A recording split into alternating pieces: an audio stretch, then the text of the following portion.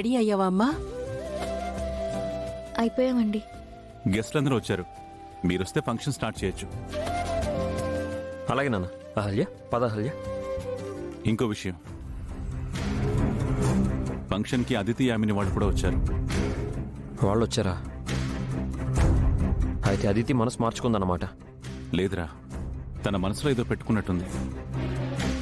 వాళ్ళేమైనా గొడవ చేసినా మీరు కాస్త ఓపికతో సహనం పాటించండి.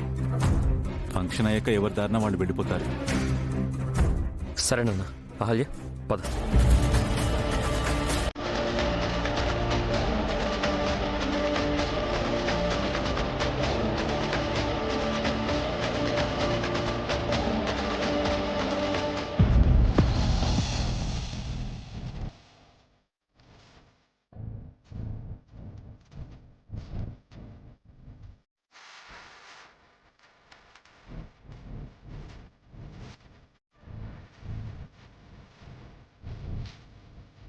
లేడీస్ అండ్ జెంటిల్మెన్, నన్ను, నా భార్యను, మాకు పుట్టబోయే బిడ్డను ఆశీర్వదించడానికి వచ్చిన మీ అందరికీ కృతజ్ఞతలు.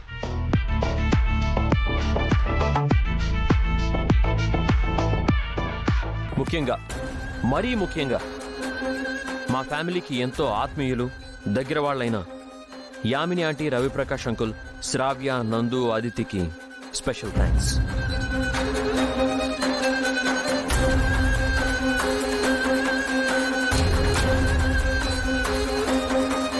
అహల్య, కూర్చో. ఎందుకండి? ఫంక్షన్ అవడానికి చాలా టైం పడుతుంది. అంత టైం వరకు నువ్వు నించోవడం ఎందుకు? కూర్చో, కూర్చో.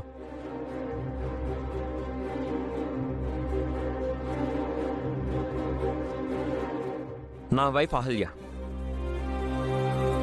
మా ఇంటి దీపం, మా ఇంటి మహాలక్ష్మి, మా వంశానికి వారసునివ్వబోతున్న దేవత.